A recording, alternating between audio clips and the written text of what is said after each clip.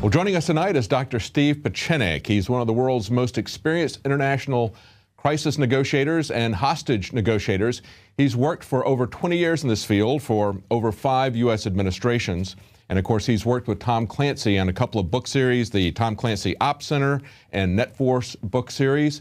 We want to talk to him tonight about his take on the Edward Snowden documents, what he believes is behind this as someone experienced in the intelligence community, as well as what he thinks is going on in the Ukraine. Let me ask you about the Snowden leaks. Now, he's been accused by the U.S. of being a Russian spy, a Chinese spy. I don't think too many people buy that line, but there are people who question whether this is a limited hangout or if he's a genuine whistleblower. You have a different take on this. Tell us what your take is on the Ed Snowden documents. Yeah, sure. You want me to tell you? Or yeah, go ahead. Yeah. Well, basically, let me go back to the history of Putin and Russia. Having been mainly involved in the takedown of the Soviet Union, I was sent to the RAND Corporation specifically to develop the architecture for the psychological warfare of taking down the Soviet Union. It wasn't done by the CIA. It wasn't done by Mikhail Gorbachev. I'm not the only one, but I was one of the few who could delineate the architecture because I was trained in both political science and in psychiatry, and I'd worked in the Soviet Union over 10 years during the 70s under Nixon and Ford and Reagan to take out political dissidents in psychiatric hospitals. So I had a very good idea where the weaknesses were, and I knew the KGB very well and the GRU.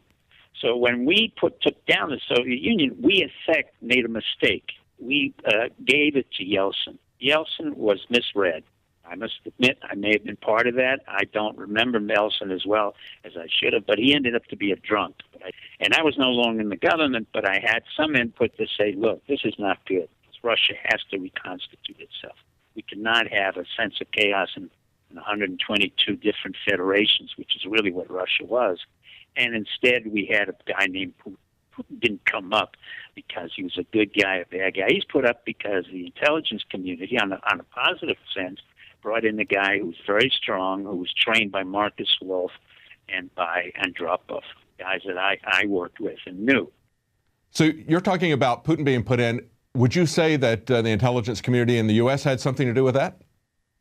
I would say very strongly that they have. I think it was a very positive move. The intelligence community was very much a part, collectively, along with my initiatives at the RAND Corporation, others who were specialists in the Soviet Union, from the CIA and military intelligence, had the ability to take down the Soviet Union systematically without any war. And I think that's something that both Reagan and Bush Sr. in particular, and Baker, should be very proud of, and the Americans should be proud of, because this was an example where we had regime change without the use of military forces, without the fact that I know Charlie Wilson's war was emphasized as the pièce de résistance for the CIA, but the takedown of the Soviet Union was far more sophisticated. It involved national character, it involved economics, it involved the use and manipulation of the KGB, and many other variables which was not relevant to war, but to financial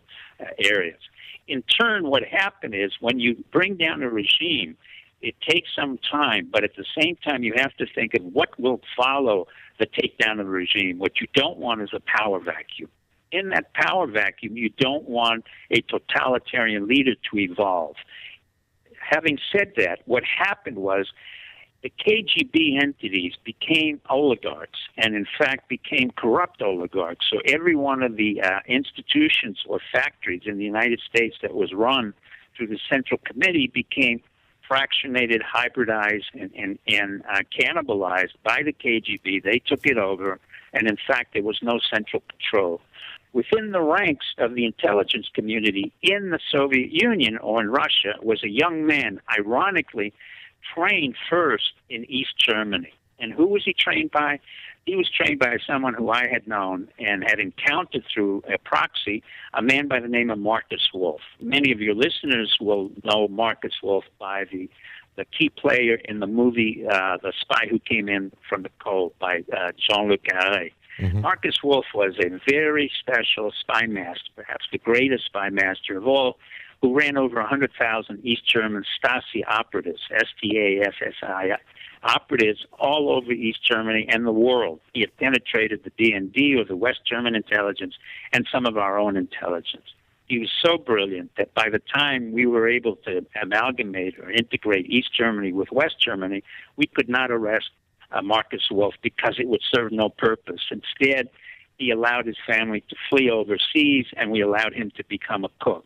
In that process, a very young man who worked for the East German intelligence eventually transitioned into the FSB or the KGB, and his name was Putin, Vladimir Putin. So he was identified very early on in our intelligence community as someone who was very pure Russian meaning not from Moscow but from Leningrad, and whose grandfather, by the way, was a cook, not only for Tsar Alexander but also for Stalin, and was very well entrenched in what we call the nationalist character of Russia. So he was trained not only by Marcus Wolf of East Germany, but by someone I had to work against, Andropov, the KGB, who was also a brilliant spy master. So eventually, it was understood in the intelligence community that Putin would have to be the reigning ruler of the new Russian Federation, which we had taken down through the Soviet system, and he would have to accrue power by becoming totalitarian and really Russian in nature. And he was true to form. He basically consolidated the power. He consolidated all the oligarchs.